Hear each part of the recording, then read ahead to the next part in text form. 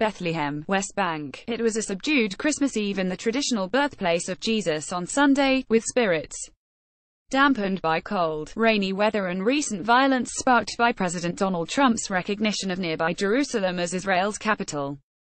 Crowds were thinner than previous years as visitors, especially Arab Christians living in Israel and the West Bank, appear to be deterred by clashes that have broken out in recent weeks between Palestinian protesters and Israeli forces. Although there was no violence Sunday, Palestinian officials scaled back the celebrations in protest. Claire Degout, a tourist from France, said she would not allow Trump's pronouncement, which has infuriated the Palestinians and drawn widespread international opposition, affect her decision to celebrate Christmas in the Holy Land. The decision of one man cannot affect all the Holy Land, she said. Jerusalem belongs to everybody, do you know, and it will be always like that, whatever Trump says. Trump abandoned decades of American policy by recognizing Jerusalem as Israel's capital and saying he would move the U.S. Embassy to the Holy City. Trump said the move merely recognizes the fact that Jerusalem already serves as Israel's capital and that he was not prejudging negotiations on the city's final borders. But Palestinians, who seek Israeli-annexed East Jerusalem as their capital, saw the declaration as unfairly siding with Israel. On Thursday, the UN General Assembly voted overwhelmingly to reject Trump's decision. The Old City, in East Jerusalem, is home to sensitive Jewish, Muslim and Christian holy sites. The announcement triggered weeks of unrest in the West Bank and Gaza Strip, including near-daily clashes in Bethlehem, which lies just south of Jerusalem.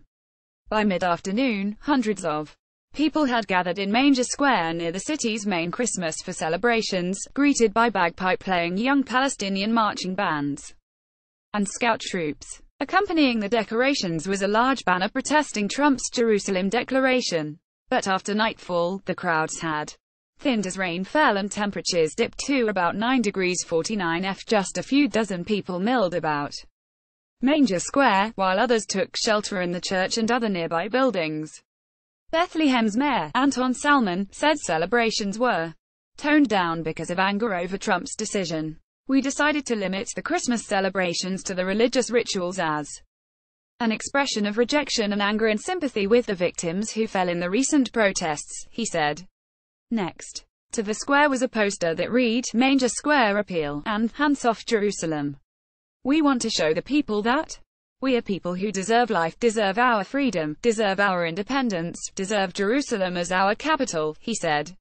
Archbishop Pier Battista Pizzabella, the apostolic administrator of Jerusalem, the top Roman Catholic cleric in the Holy Land, crossed through an Israeli military checkpoint to enter Bethlehem from Jerusalem. His black limousine was escorted by a group of men on motorcycles, some of them wearing red Santa hats.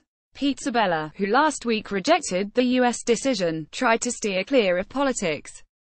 He waved to the crowd, shook hands and hugged well wishes. Now it's time to enjoy, he said.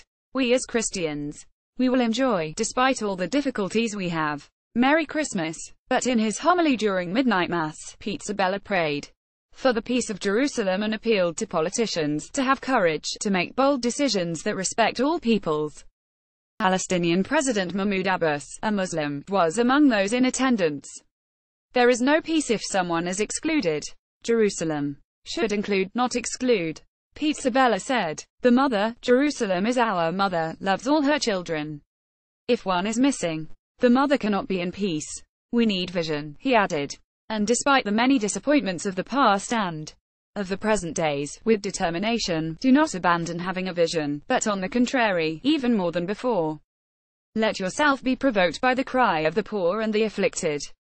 James Thorburn, a visitor from London, said, it was important to enjoy the holiday and show solidarity with Bethlehem's residents.